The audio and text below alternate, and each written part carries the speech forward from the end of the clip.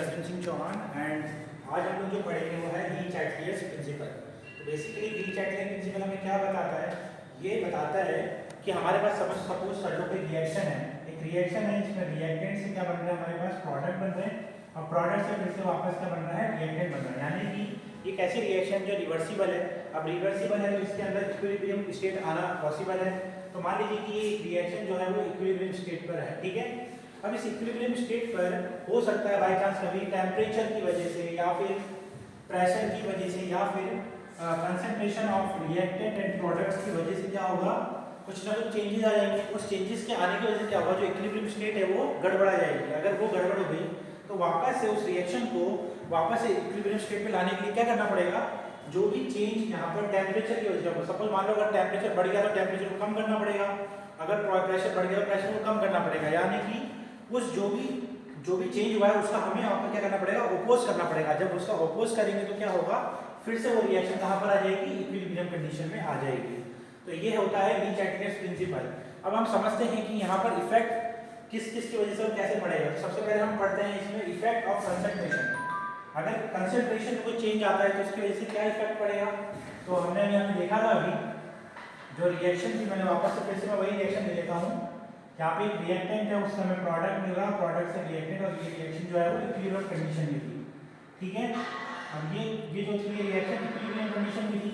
अब यहाँ पर हम लेते हैं, सबसे पहले हम मान लेते हैं, सपोज कर लेते हैं कि यहाँ पर हमारा रिएक्टेंट जो है वो बढ़ गया है, मतलब रिएक्टेंट की जो कंसंट्रेशन है वो ज़्यादा हो गई है। अब रिएक्टेंट की कंसंट्रेशन अगर ज़्यादा हो गई है यानी कि जो इक्विलिब्रियम स्टेट है उसमें चेंजेस आ जाएंगे। तो रिएक्टेंट अगर बढ़ गया है तो हमें क्या करना पड़ेगा, रिएक्टेंट को कम करना पड़ेगा, उसकी कंसंट्रेशन कम करने के लिए क्या करना पड़ेगा, रिएक्टेंट बढ़ गया तो उसकी कंसंट्रेशन कम होगी। जब रिएक्टेंट का बनाएगा प्रोडक्ट तो रिएक्शन किस डायरेक्शन में जाएगी, रिएक्टेंट की तरफ से प्रोडक्ट में चलेगी, यानी कि रिएक्शन जो चलेगी वो फॉरवर्ड डायरेक्शन में चलेगी। तो रिएक्शन जो है वो फॉरवर्ड डायरेक्शन में प्रोसीड करेगी। अगर मान सपोज कर लेते हैं कि अगर जो आर है, जो रिएक्टेंट है, उसकी कंसंट्रेशन जो है वो कम हो गई है, अगर इस रिएक्टेंट की कंसंट्रेशन कम हो गई है और इक्विलिब्रियम स्टेट फिर से क्या होगी, गड़बड़ा जाएगी, तो हमें क्या करना पड़ेगा, वहां पर रिएक्टेंट जो है अगर जो कम हुआ है उसके लिए हमें क्या करना पड़ेगा, रिएक्शन जो कम हुआ है वापस से रिएक्टेंट को हमें ज्यादा बनाना है। तो हमें क्या करना पड़ेगा, रिएक्टेंट ज्यादा बनाने के लिए रिएक्शन को फिर से बैकवर्ड डायरेक्शन में जाना पड़ेगा। तो यहाँ पर जो रिएक्शन है वो किस डायरेक्शन में प्रोसीड करेगी, बैकवर्ड डायरेक्शन में। सेम उसी तरीके से अगर हमने जैसे रिएक्टेंट के बारे में पढ़ा था, यहाँ पर अभी हम प्रोडक्ट के बारे में देखते हैं। सपोज कर लो कि प्रोडक्ट जो है वो हमारे पास बढ़ गया है, जो प्रोडक्ट है वो बढ़ चुका है। अब वो प्रोडक्ट में बढ़ गया उसको हमें कम करना, तो हमें क्या करना पड़ेगा, तो प्रोडक्ट जो बढ़ गया है उसको कम करने के लिए रिएक्शन को फिर से कहाँ पर आना पड़ेगा, फॉरवर्ड डायरेक्शन में। सॉरी, रिएक्टेंट प्रोडक्ट अगर बढ़ गया है तो प्रोडक्ट अगर बढ़ गया है तो उसको फिर से कम करना, और कम करने के लिए क्या करना पड़ेगा, रिएक्शन को बैकवर्ड डायरेक्शन में आना पड़ेगा।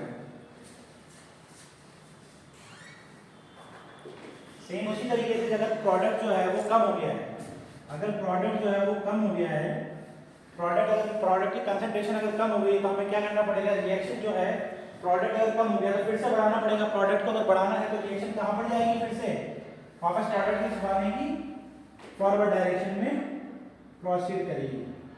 तो ये था पहला इफेक्ट ऑफ कंसंट्रेशन। इसके बाद सेकंड इफेक्ट जो है वो हम पढ़ते हैं,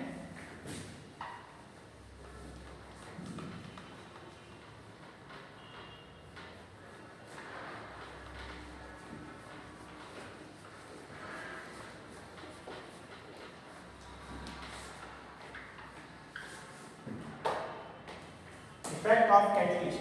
इसके अंदर एक इफेक्ट और पढ़ते हैं हम, इफेक्ट ऑफ कैटलिस्ट। तो यहाँ पर जो कैटलिस्ट होता है उसकी वजह से इक्विलिब्रियम पे कोई भी इफेक्ट नहीं पड़ता है। बस जनरली होता क्या, रिएक्शन की स्पीड को कम या ज़्यादा कर देता है। लाइक जो टाइम कंज्यूमिंग होता है रिएक्शन का वो या तो ज़्यादा हो जाएगा या कम हो जाएगा। तो इक्विलिब्रियम पर तो इसका कोई भी इफेक्ट नहीं पड़ता है कैटलिस्ट का, no effect on equilibrium condition, ठीक है। इक्विलिब्रियम पर तो कोई भी इफेक्ट नहीं पड़ेगा, लेकिन होगा क्या, अगर आपने सपोज कर लो एक पॉजिटिव कैटलिस्ट लिया है, अगर हम एक पॉजिटिव कैटलिस्ट ले लेते हैं तो क्या होगा, पॉजिटिव कैटलिस्ट क्या करेगा, जो रिएक्शन जैसे मान लीजिए जो कि 3 दिन में पूरी 3 डेज के अंदर कंप्लीट होने वाली थी, वो उसका टाइमिंग जो है वो घटा देगा, वो तो टाइम कंज्यूमिंग जो है वो कम हो जाएगा। तो यहाँ पर जो टाइम है वो रिड्यूस कर देता है।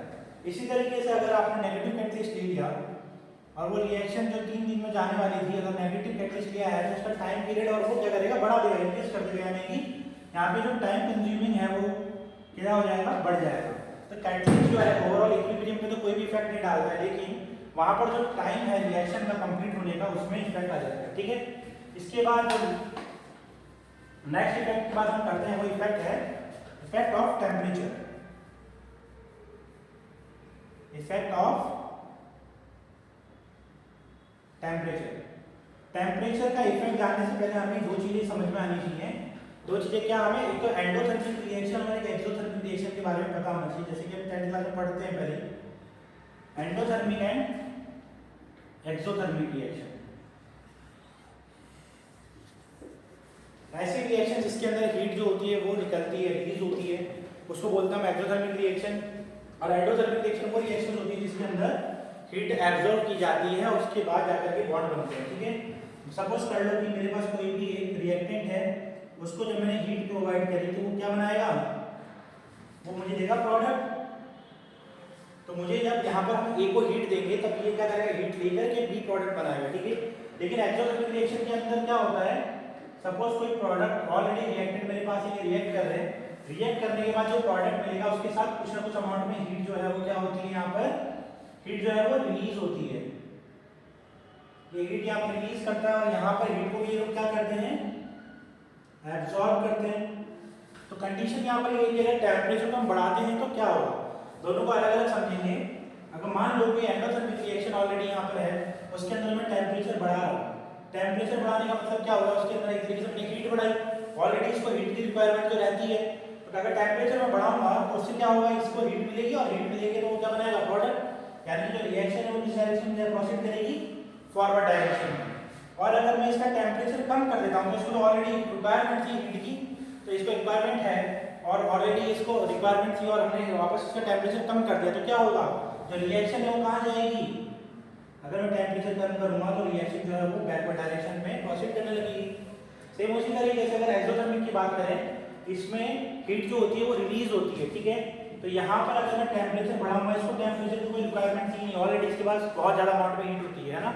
अगर मैं इसको ज़्यादा टेम्परेचर दे दूंगा, हीट दे दूंगा, तो इसको क्या करना पड़ेगा, इक्विलिब्रियम कंडीशन में वापस लाने के लिए रिएक्शन में तो हीट निकालनी पड़ेगी।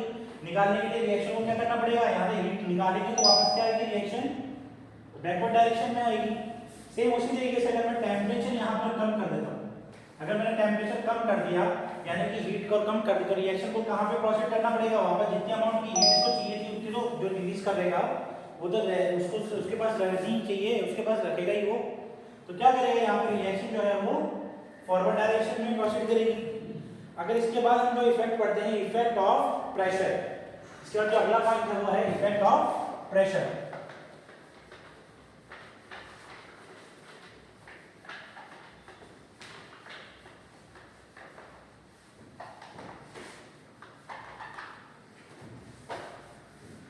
Effect of pressure.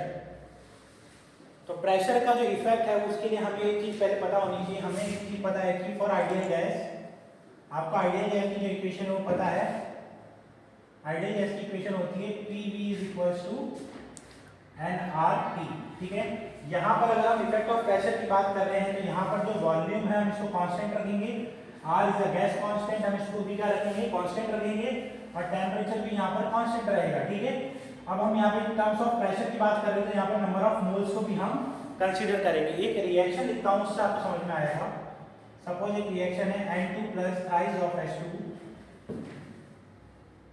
gives you twice of NH3। इस रिएक्शन के अंदर, ये इक्विलिब्रियम कंडीशन वाली रिएक्शन है, रिवर्सिबल रिएक्शन है।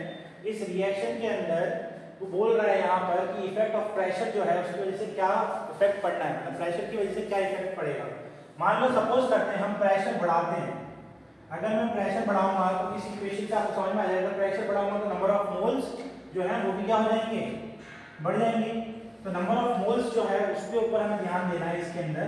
तो नंबर ऑफ मोल्स हम दोनों साइड देखते हैं, रिएक्टेंट साइड और प्रोडक्ट साइड। तो प्रोडक्ट साइड जो नंबर ऑफ मोल्स है वो कितने हैं, यहाँ पे नंबर ऑफ मोल्स हैं 2, और यहाँ पर नंबर ऑफ मोल्स कितने हैं, रिएक्टेंट साइड पे 3 एंड n का यूज लग रहा है इसका मतलब 1। ठीक है, तो 1 + 3 = 4। यहाँ पर नंबर ऑफ मोल्स है 4 और वहाँ पर प्रोडक्ट साइड में नंबर ऑफ मोल्स है 2। तो यहाँ पर हम बोल रहे हैं कि अगर प्रेशर बढ़ा रहे हैं तो नंबर ऑफ मोल्स बढ़ गए। नंबर ऑफ मोल्स बढ़ गए यानी कि रिएक्शन में वापस इक्विलिब्रियम पे लाने के लिए नंबर ऑफ मोल्स को कम करना पड़ेगा। तो हमें इसके अंदर रिएक्शन उस डायरेक्शन में जाएगी जहाँ पर नंबर ऑफ मोल्स कम होंगे।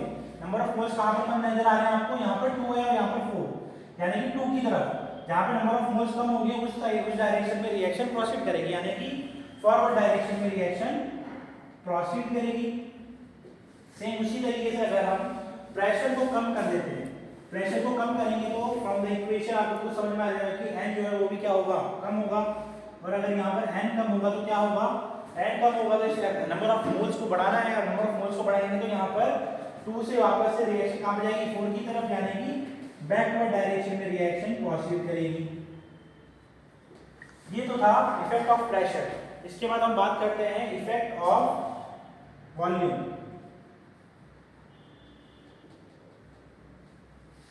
इफेक्ट ऑफ वॉल्यूम से पहले हम इनर्ट गैस के बारे में बात करेंगे।